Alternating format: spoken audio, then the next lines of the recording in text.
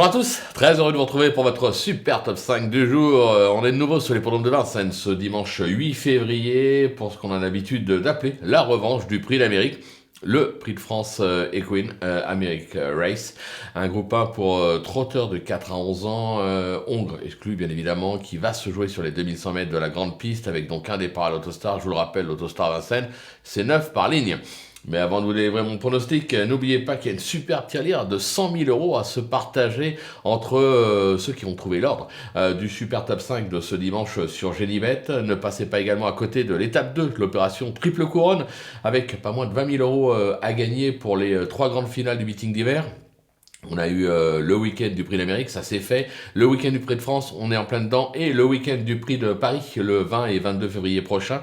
Plus vous misez, plus vous multipliez vos chances de gain et plus vous cumulez vos points au classement. Le tout pour passer à la caisse avec la plus belle somme possible. Et pour info, c'est x4 pour les points ce dimanche à Vincennes. Comme toujours, conditions règlement sur le site de Génibet. Pensez également qu'actuellement, pour toute ouverture de compte, vous pouvez bénéficier jusqu'à 250 € de bonus de bienvenue. Vous pouvez également aller vous abonner à notre chaîne YouTube, c'est important, c'est gratuit.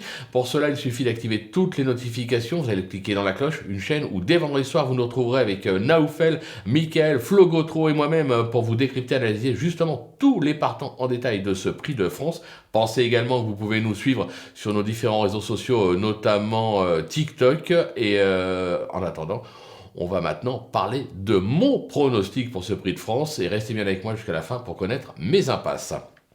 En tête, le 4, Epicronos, le 3, Iguski Sauton, le 6, Hokkaido JL, le numéro 8, Exécutif EK, le 5, Gone Boy et le numéro 2, Inmarosa. Et oui, il a fallu faire des choix. On passe à l'analyse, c'est parti avec ma pépite, le 4, Epicronos, qui a tout de suite montré les moyens en Scandinavie. Il s'est fait connaître sur notre sol lors de son succès dans le Grand Prix de l'UET sur ce parcours en 2024. Cet hiver, il a fait sensation avec son succès, bien évidemment, dans le Taylor de Beaune, avant de se classer 3e de l'Amérique. Bon, vous l'aurez compris, c'est un vainqueur potentiel.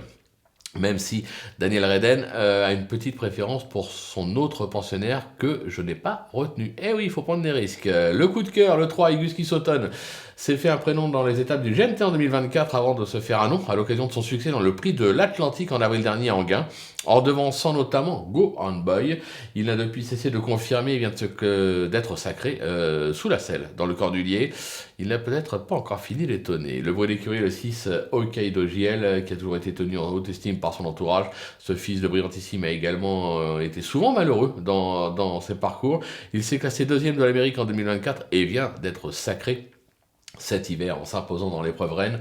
Il semble n'avoir jamais été aussi fort. Il peut imiter Idaho de Tillard, vainqueur de ces deux groupes 1 en 2024. Le repéré, le 8, Exécutif EK, qui a tout de suite montré les moyens en Italie. Ce pensionnaire d'Alessandro Giochiadolo a prouvé plutôt son aptitude à Vincennes avec notamment des essais dans le Taylor de Beaune, le Bold Eagle, le Marcel Laurent et vient de faire sensation lors de son succès dans le Luxembourg. Il est bien garé en première ligne, même si le 8 c'est jamais le meilleur des numéros. Il mérite un crédit maintenant.